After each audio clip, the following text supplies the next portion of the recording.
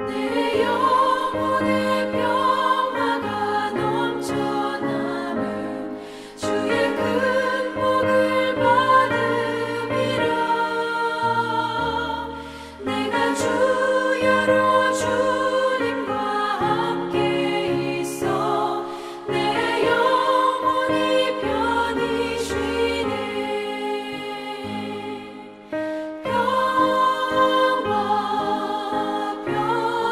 평화로다 하늘 위에서 내려오네. 그 사랑의 물결이 영원토록 내 영혼을 덮으소서. 이 땅 위에 험한 길 가는 동안 참된 평화가 어디 있나. 우리 모두 다 예수를 친구 삼아 참 평화를 누리겠네.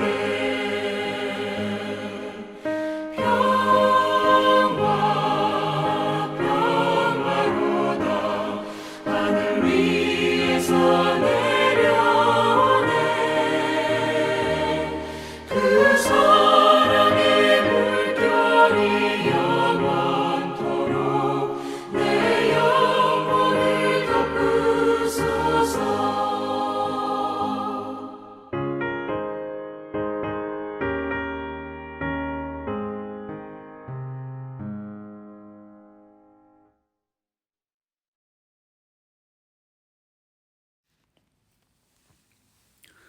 오늘 우리에게 주신 하나님의 말씀은 역대상 2장 1절에서 2절까지의 말씀입니다. 다 같이 화면을 보시면서 함께 읽겠습니다. 이스라엘의 아들은 이러하니 루벤과 시므온과 레위와 유다와 이사갈과 스불론과 단과 요셉과 베냐민과 납달리와 갓과 아셀이더라. 아멘. 하나님께서 이 말씀을 통하여 우리에게 은혜 주시기를 원합니다. 하나님의 크신 사랑과 은총이 여러분의 삶에 함께 하시기를 빕니다. 오늘은 이스라엘의 의미라는 제목으로 함께 하나님의 말씀을 나누겠습니다. 역대상 역대하는 이스라엘의 중요한 사건을 시간순으로 기록한 책입니다. 크로니컬, 말 그대로 중요한 사건을 시간 순서대로 기록한 책이라는 뜻입니다. 역대기는 바벨론 포로에서 돌아온 유대인들이 하나님의 말씀을 기억하고 이제는 하나님만을 섬기기로 다짐하면서 쓴 책입니다. 남유다가 바벨론의 멸망을 당하고 포로로 끌려간 것은 모두가 하나님을 올바로 섬기지 않고 우상 숭배에 빠져서 욕망과 욕심을 추구하며 살았기 때문이다. 그리고 앞으로는 하나님만을 올바로 섬기기 위해서 과거의 역사를 바로 알고 자녀들에게 가르치기 위해서 포로에서 돌아온 유대인들이 역대기서를 쓰게 된 것입니다.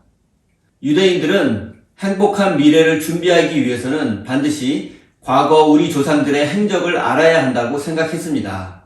과거를 알아야 실수를 반복하지 않을 수 있고 행복한 미래를 준비할 수 있다는 것이 역대기서 저자의 생각이었던 것입니다. 오늘 본문 말씀에는 이스라엘의 12아들, 야곱의 12아들의 이름이 기록되어 있습니다. 이스라엘의 원래 이름은 야곱이었습니다. 그런데 야곱은 야복 강가에서 하나님의 천사와 씨름을 해서 이기는 경험을 하게 되었고 그 자리에서 하나님으로부터 이스라엘이라는 새로운 이름을 부여받게 되었습니다. 야복 강가에서의 야곱을 상상해 보십시오. 야곱은 책임져야 할 식솔들이 많이 있었습니다. 뒤로는 삼촌 라반의 집이 있었지만 다시 삼촌의 집으로 돌아갈 수는 없었습니다. 왜냐하면 자신의 아내 라헬이 아버지 라반의 집에서 드라빔을 훔쳤기 때문입니다. 라헬이 아버지 집에서 훔친 드라빔은 가정을 지켜주는 일종의 우상이었으며 당시에는 드라빔을 가지고 있는 자녀는 법적으로 아버지의 전 재산을 물려받을 권리를 인정받았습니다. 따라서 야곱의 아내였던 라헬이 훔친 드라빔은 단순히 우상을 새긴 조각상이 아니라 아버지의 재산 전부를 훔친 것이라고 볼 수 있습니다. 그래서 라반은 도둑맞은 드라빔을 찾기 위해서 야곱 일행을 쫓아온 것입니다. 야곱은 한 번의 위기를 넘기기는 했지만 잘못하면 라반에게 훔친 드라빔이 발각될 수도 있다는 두려움이 있었습니다. 그래서 그는 삼촌이며 장인이었던 라반에게는 다시 돌아갈 수 없는 상황이었습니다. 그리고 지금 서 있는 요단강 건너편에는 자신의 쌍둥이 형 에서가 400명의 군사를 이끌고 오고 있습니다. 자신을 기쁨으로 맞이하러 오는 것인지 아니면 과거의 원수를 기억하고 자신을 죽이려고 오는 것인지 현재의 상황으로는 알 길이 없습니다. 그래서 요단강을 건널 수도 없고 삼촌의 집으로 돌아갈 수도 없는 진퇴양난의 상황에 놓이게 된 것입니다. 이런 상황에서 야곱은 하나님을 붙잡기로 결심합니다. 밤새도록 하나님과 씨름하면서 나를 지켜주시고 복을 달라고 나와 함께 해달라고 간절히 하나님께 매달렸습니다. 아마 야곱이 이토록 간절하게 그리고 진실하게 하나님을 의지했던 순간은 없었을 것입니다.